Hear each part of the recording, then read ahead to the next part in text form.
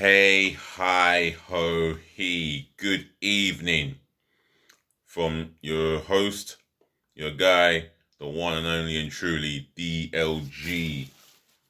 There you go, DLG repping. Delhi, London Gooner. Romeo, Echo, Papa, Indigo, November. Welcome tonight because I'm going to be doing my match preview of Brentford v Arsenal. And before I get started, smash the thumbs up like button for me, yeah? Do that for me. Please show that love and support and care. Share this channel virally all over the world, especially to your friends and family. And you tell someone else to share it amongst their friends and family. Even tell a stranger about DLG repping. Right. Leave your positive feedback in my comment section below. You might want to respond to my starting 11, my 9 substitutions, etc. Leave it in the comment section below, especially positive feedbacks. And viewers, you know what I'm going to say, yeah? Not just comment, like and share. Subscribe to the channel. Let's grow this channel to what it is. Like Ryan Singh has become the 125th subscriber, and I've shouted him out. Big up yourself, Ryan Singh. Follow him, yeah? And subscribe to the channel.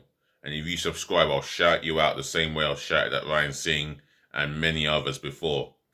And I'll keep you posted consistently with updates as consistently as possible. And I know it's tough having that full-time job and it wears you down, but do subscribe. Anyway, enough of that.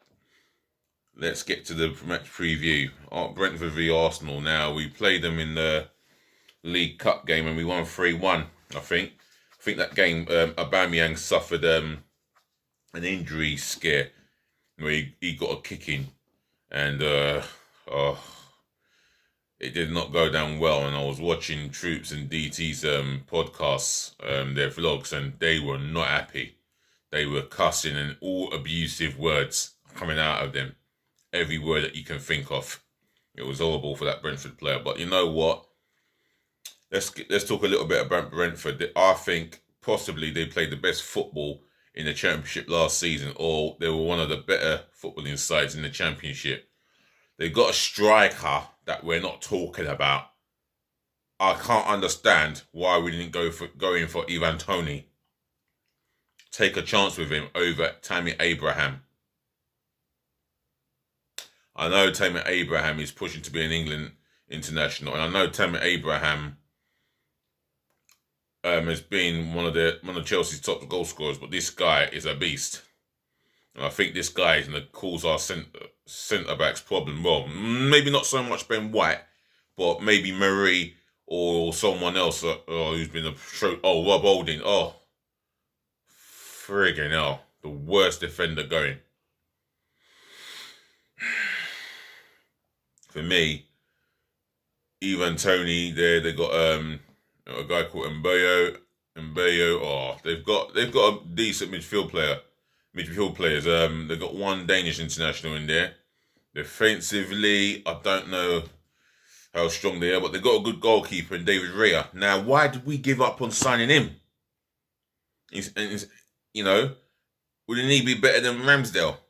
Because I'll be happy right now to say that I'm glad Ramsdale is not going to become an Arsenal player. Simple. Brentford, the world manager, Thomas Frank is their manager, I believe. Brentford fans, if you want to have your say on this channel, my comment section is there. Positive feedback. Let's have a football conversation where it involves balanced opinions. Just keep it balanced. Other than that, you would say on bookies, going by the bookies situation, going by the bookies numbers that Arsenal will be favourites to win the game. But for me, we don't look anything like favourites to beat Brentford. Brentford will cause us problems. They will have that home crowd behind them, and their stadium is old-fashioned. I'll tell you that now. And I will be at the game tomorrow. Why have I decided to go to Brentford? Because it's probably the only chance I have to go and watch my beloved Arsenal away from home at a new stadium that is dubbed as old-fashioned, or not so much old-fashioned, but has that character, or should I say old-fashioned character, whatever it is. And it's going to be an interesting game. I think Brentford will set up to attack us, and I don't blame them. But speaking of which, I'm going to name you my starting 11 and my 9 substitutions. Oh my word, starting 11. This will be fun. The formation is going to be 4-2-3-1, and I'm the manager here. I'm picking the team, not Mikhail. No techers. In goal, I'm going to go with Bird Leno. We've got Randerson, who's not good enough. Onkonwu's not ready. We've got no choice but to go with Bird Leno. This is a disaster. This is waiting for a disaster to happen on us. We are going to struggle this season, and the reality is we will not finish above 8. No chance. He's either 8th or below. Leno in goal. Right back, I'm going to go with Callum Chambers. With him, he puts in an honest performance on that flank, and he's a centre half. Defensively, he will give you 100% effort with him. And the reason why I'm going for Callum Chambers is based on the fact that he was more consistent in a short space of time than what Bellerin was. Leno I'm going with because he's an alright goalkeeper. He's not the best. He's alright. Great shot stopper. Can't say no more about the guy. He's crossing, coming up for crosses and dealing with... excuse me. And dealing with set pieces, it does still worry me. But I'm going with Bird Leno. Right, the centre-half pairing. Ben White for his Arsenal League debut. Or should I say his Arsenal Premier League debut. Ben White for me. I've heard some positive feedback on him. And he's come into the team and he's done as well as he could. So I'm going to go with Ben White. 50 million is a hell of a lot of money to spend on a centre-half. But I think he's a very good player, despite the price tag, which is no fault of his own. Gabriel Magalhaes, if he's fit, he starts the game ahead of Pablo Mari. Mari's had a dreadful pre-season, according to the reports I've heard. Arsenal fans, if you don't agree, then leave it in the comment section below without being too rude. In fact, without being rude at all. But Mari can't play this game. I'm going to go with Gabriel Magalhaes. Left back, Kieran Tierney. For me, that's a top-class left back we've got there, and we're lucky to have him. He starts the game without a shadow of a doubt. Right, the two in the midfield. I'm going to give a debut to Albert Mboyo Sambi Lokonga. Now, he has looked terrific on the ball. Eye for a forward pass. Not scared to shoot. His game is exactly what we Arsenal fans have been crying for. Only downfall to it is Mikel Arteta is his manager. But I think this guy will be a player for the foreseeable future, especially for the foreseeable future. In the here and now, I would expect him to make mistakes, and he is going to make mistakes, and that's the reality, and that's what we're left with. Lokonga starts this game alongside someone he shouldn't be starting along with, who's lucky to be at the club and has a contract extension. Granit Xhaka. I'm not saying he's a poor player, but he's definitely not a good player. He's just someone who's just there to make up the number, more or less. All right, he's got this left-footed shot, and he'll score a screamer once every blue moon. But other than that, I don't have faith in this guy at all. Yeah, I might as well yawn when I say Granit Xhaka. That's how tired I am of him. But for me, he starts this game. The midfield three. Right.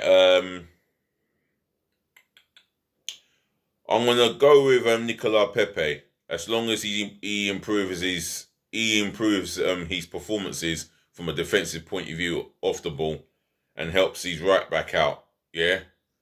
On the ball, he's got to put in a better performance. He did get up to 10 goals last season. Now I'm challenging him to get a lot more than 10 goals now. 15, 20 goals. That should be his target. I didn't think he had too much of a bad pre-season from what I've heard. It sounded like he never had a bad pre-season, should I say. I will go with Nicola Pepe. In the middle, until we get a number 10, if we sign a number 10, Emile Smith-Rowe. For me, he is an attacking player, but will he get you the 10, 15, 20 goals from that position? I really don't think so. Maybe 10, 15 goals. I don't know. I don't think he will. But he will pose a threat. I think he gets goals. Maybe he'll get 10, 15 goals. We don't know how the season will pan out. But we're not creating enough. And I don't think he's a creative midfield playmaker. So that's where we're going to have a problem here. He starts the game. Otherwise, I would have started him on the left, but I'm going to give that to Bukayo Saka because I refuse to play Aubameyang in that position. You know, if he's tracking back, you'll see him more at left back.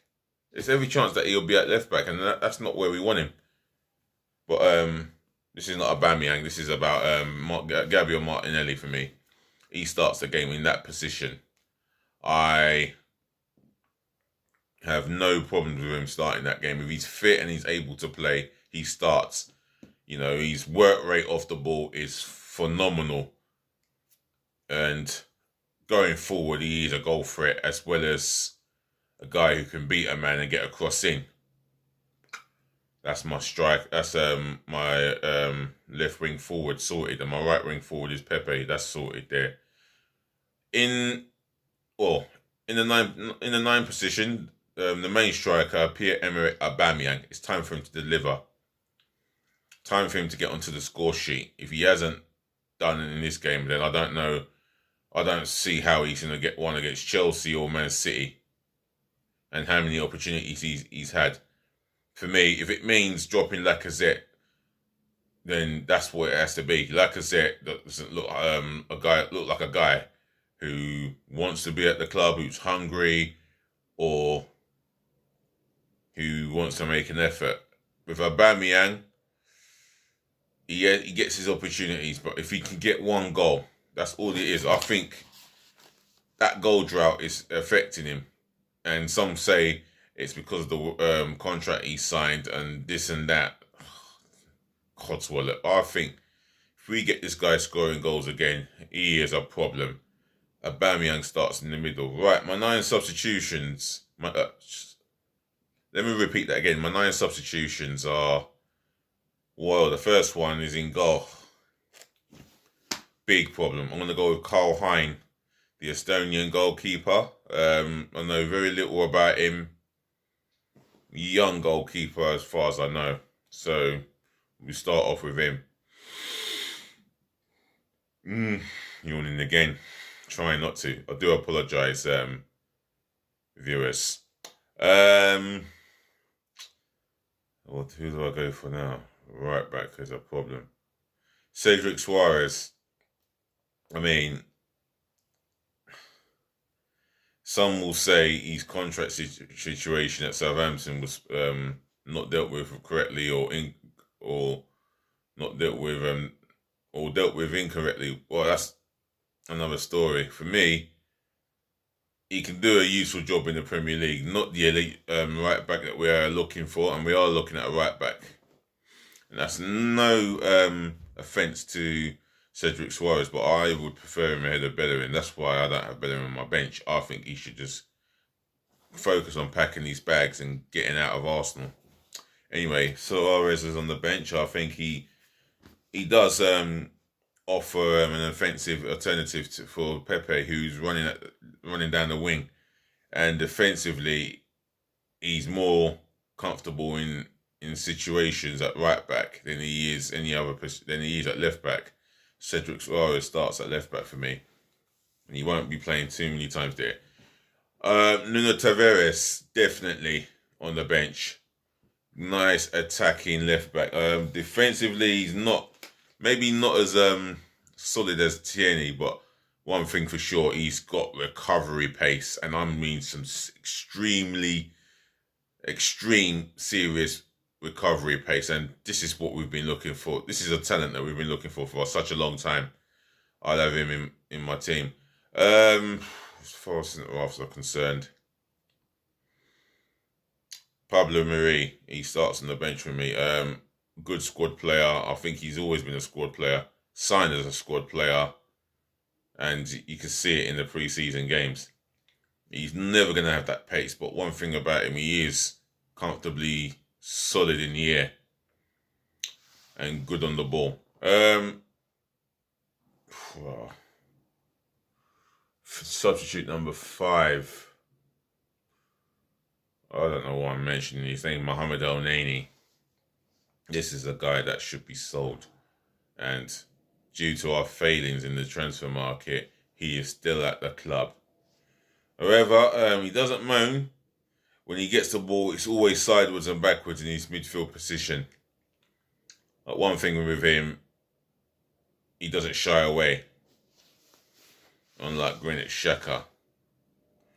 But then again, maybe Xhaka is just a little bit better than El Neni, because El Neni doesn't show that much of ability unless he's playing alongside Partey. And Partey's going to be a big miss, I'll tell you that now. Mohamed El Neni on the bench. Substitute number 6, Bukayo Saka. I would bring him on with a half hour to go. This is a guy that needs to find that not just confidence, but he just needs to erase what's happened at the Euros. It's in the past, and just solely focus on Arsenal. And he was our best performer last season, and I didn't include him in the first team because I just feel that he needs a little bit more of a rest. Substitute number 7. Who could that be? Substitute number 7. Joe Willock is on his way out of Arsenal. Oh, we are really at the threadbare at the moment in the squad. Reece Nelson doesn't get a look in. Alexander Lacazette, for me, I've included him on the bench because I don't feel that he will offer us that oomph up front, and it's not because he's never been in a situation where he scored over 15 Premier League goals for Arsenal, because he hasn't. We know that, but for me, I think the way that we are set up to play on a counter-attack, I don't think it suits Lacazette in that sense. So he's my substitute number 7. Substitute number 8.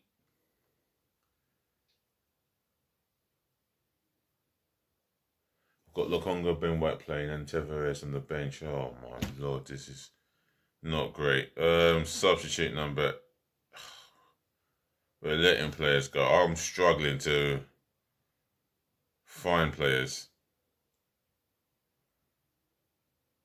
Substitute number 8. I'm going to have to go with Aziz. Manuel Aziz. There's promise in this young kid. Athletically... he's athletically mobile. Very silky on the ball and confident with the ball at his feet. and always looks to keep play ticking. So he's on my bench for me. Substitute number 9, following Balogun. I can't have Eddie Nketiah on the bench for me. He doesn't bring nothing for me up front. He doesn't bring me enough goals. He brings me work rate, but then again, Balogun could do that. But he will finish his dinner a lot better than Eddie Nketiah. And that's my substitutions concluded. Now, if you agree with my team selection, my substitution, and choice of formation, or you don't agree with it, all, then leave it in the comment section below. Smash the thumbs up, like button, share this channel all over the world virally, and make sure your friends and relatives get hold of this and tell them to share it amongst their friends and relatives. And please do smash the subscribe button left, right, and centre galore. I'm out of here, and that's my match preview done. So ladies and gentlemen, to the boys, to the girls, thank you for listening. Thank you for tuning in. Thank you for watching and saving the best to last, as I always say. Thank you for putting up with me. Yes, you can see that my eyes are playing dodgers with me. Take care of yourselves. Take care of your friends. Take care of your family. And stay safe. Peace, love, and bless again, as I always do say. Otherwise, it's good night and rest well. So, is it Griffin Park or whatever it's called? See you tomorrow. DLG Repping has said I'll be there at Brentford. Good night, rest well. Be nice.